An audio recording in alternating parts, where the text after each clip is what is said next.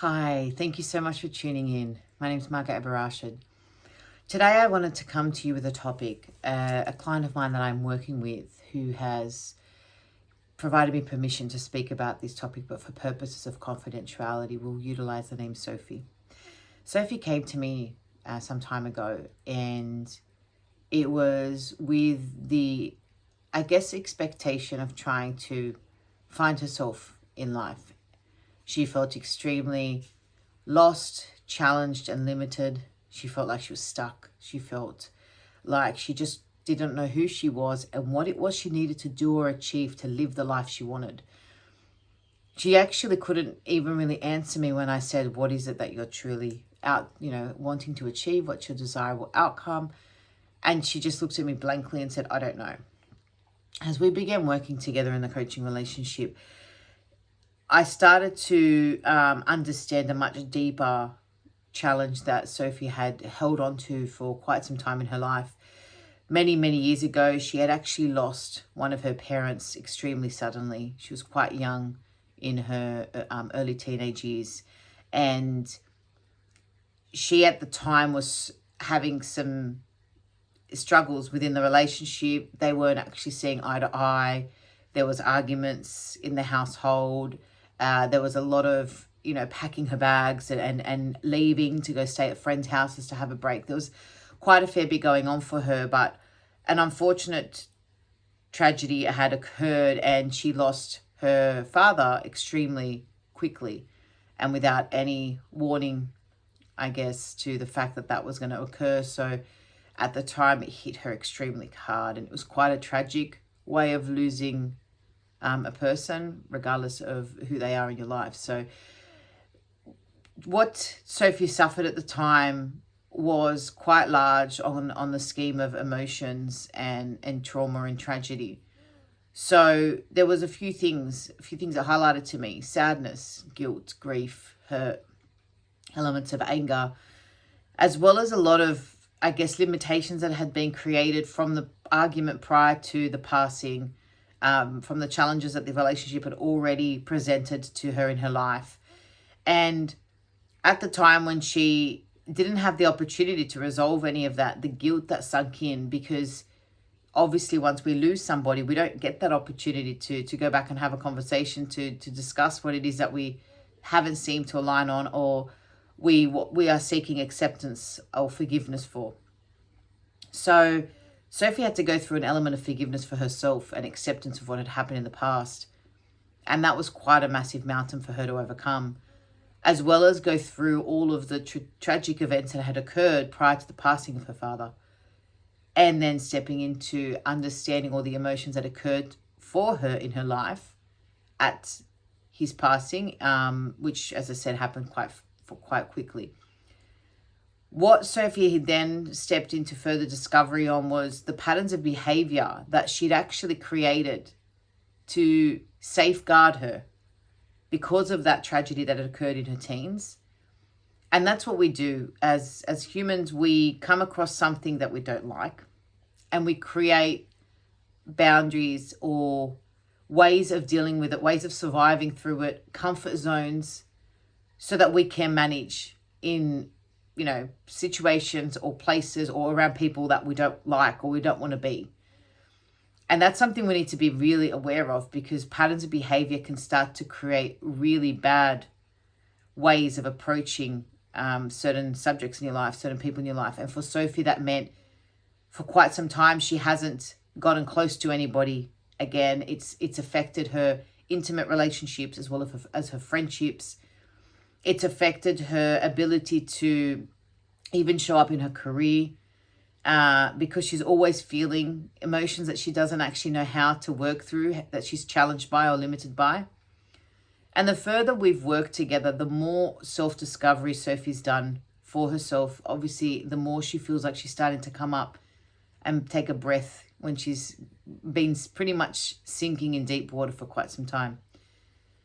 And I think that's one of the things that we generally forget, and we forget it as quickly as we open our eyes in the morning and go to sleep at night. We don't have any control on time. 1 minute that goes past is not a minute we can get back. And when we're managing our life in a place of continually blaming everyone around us, having a victim mindset, judging ourselves, judging those around us, judging events, when we're functioning from a place of constant complaint, always thinking that we don't have enough, that we want more, when we're seeking higher recognition in our career, that bigger title, more responsibility, a larger pay salary. What about the cars, for example, or the big houses, or expanding your portfolio so you own so many investment homes? And when does it end? How many or how much worldly possessions do we require to seek validation in this world that we have established ourselves, that we have made it?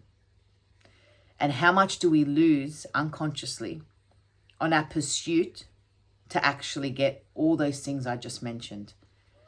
And for Sophie, it was that massive realization that life actually has so much more to offer than the portfolio of houses and the bigger title at a corporate organization that, is large. It's on a global scale.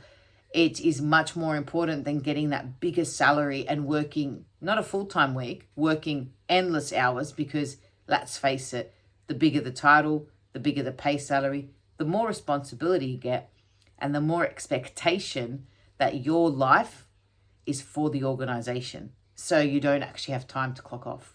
And these are things that Sophie experienced along the way as well. She was unconscious that she started to throw herself into close to 60, 70 hours a week of work. She would answer calls extremely late at night. She would answer calls on the weekend.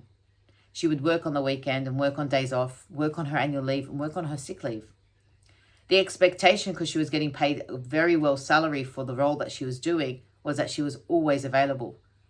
And one of the things that Sophie felt that she always needed to do was continue to seek validation that she was good enough for that role. And she was always seeking approval from her manager or someone around the organization that she was doing a great job. She wanted to make her mark. She wanted people to turn and recognize her strengths and her abilities. And by striving to do all of that, Sophie let go of her boundaries. Sophie didn't create any boundaries. Sophie didn't administer resilience. Sophie just allowed the organization to dictate to her how and what she did when she did it. And that's only one element of Sophie's life that she allowed that to happen in.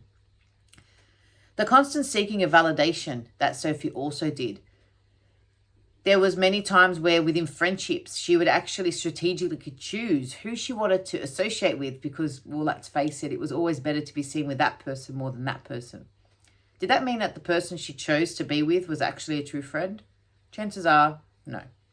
Sophie's aware of that now. However, along the journey, Sophie wasn't aware of that and has actually hurt and lost many great friendships, true friendships of people that genuinely mattered, genuinely cared, and genuinely loved her.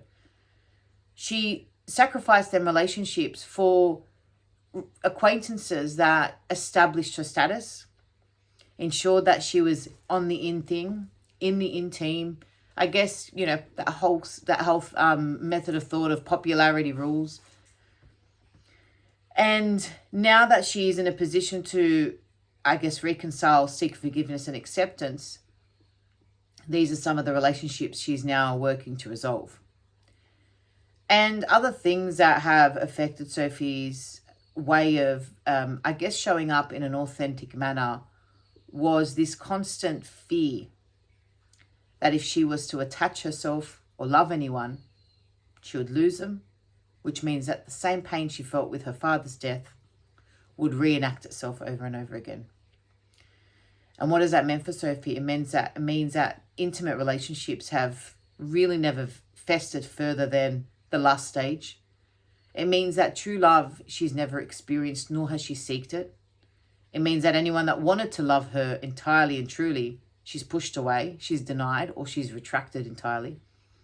And it also means that Sophie continually fights to ensure that she doesn't relive the past, fights to ensure that she keeps everybody far enough from her, and also sits there conditioning herself, telling herself that she is okay. Now, there's obviously various things that we've worked on together, Sophie and I, and through the coaching journey, she's been able to smash through a lot of her limitations and challenges. We began with obviously the much more major negative emotions, which I've mentioned earlier on in this recording. But I think one of the key takeaways is that for Sophie, now in her late 30s, she's finally at a position where she can create the life that she loves and she can begin living. And she's actually experiencing this, and I'm witnessing the shifts, and it's truly amazing to see the value she's now placed back into her life. Her mother, who is still alive, she's actually able now to reconcile that relationship entirely, and she has sought forgiveness within herself and acceptance of the past. Now, that doesn't mean that she's forgotten the events of the past, or that she's turned a blind eye, or that she just dismisses the course of events that unfolded. That's not at all what I'm trying to explain. But the actual emotions that were associated, the emotions that were restricting, challenging, and limiting Sophie from doing what she needed to do in life, the emotions that were suffocating her and creating patterns of behavior that were actually more detrimental to her health than anything, those are now dissociated. They're no longer connected. She's made a true understanding of her path from the past to the future. She's taken whatever learning she needed to take and she's integrated them. She's incorporated them into her life. She is now in such a strong position of understanding where she's going, what her outcome is, how she will achieve it, who it affects, who it benefits, what are her measures to actually knowing that she's on the right path. And she's also got so many tools and techniques to understand when she starts to sway slightly, because that can happen. She can come across something that may push her potentially into a challenge. She's now equipped with quite resilient techniques to actually move herself through them. For me as a coach, what it's managed to do is allow me to see someone shift from a place of feeling like they were truly stuck, circled by their own comfort zone, living in a bubble of some sorts that they had created, into a woman that is flourishing, a woman that is completely in her flow. I am watching this woman be so abundantly successful in wealth, in health, and so many other areas, but truly successful, not chained to needing to work so many hours or continually validate her position amongst, colleagues at work or those within the organization, in her peer groups, amongst her friends, circles of interest, etc. She's abundantly being recognized for her true efforts that she puts in. And the best thing for her is that when she wakes up in the morning and when she goes to sleep at night, she's in complete control of her time. And she is actually enjoying each and every minute. She shows up 100%. And when challenges present herself, she walks into them now 100%, because she knows she can walk out, learning from them as she goes. Her mindset, her fixed mindset she had in the past of saying, I can't do this, I can't do that, that's changed, that's evolved. She's now literally harvesting a growth mindset. She is able to look at every single thing around her as an obstacle that she can overcome, that she can hurdle over, that she's finding ways that she's, can learn from the failure and move forward as feedback. It's like watching literally a tree sprout from the very beginning of its life and embed its massive roots into the ground and grow into a beautiful, beautiful tree that literally just casts shade and cleanses the air around us and just takes your breath away when you see it. She radiates. She truly does. And for her, like I said, when she puts her head down on the pillow at night, each day she takes one step, whether it's a small step or a large step, but it's still always a step forward in the direction she's heading.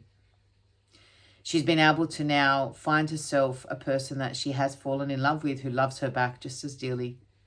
And they are working on their relationship and they're happy. She's also re-established relationships through friends, true friends, that are there now to support her in her life. And she values and she's grateful for the friendships that she's got. And she also understands what it takes to keep them.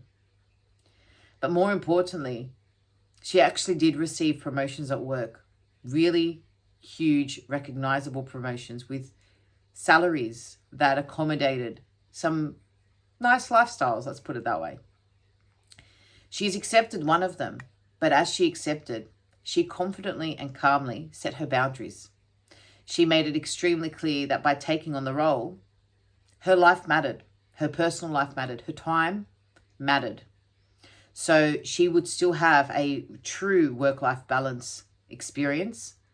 And that doesn't mean that she still isn't recognized for the achievement she does within her career. She's excelling extremely well. But it means that she still has life outside of work. And she's able to have it all. And that's the best part. She's actually able to have it all. Thank you so much for tuning in. If you'd like to hear more, please subscribe, like, and turn on your notifications for my content. And I'd love to hear from you. Thanks.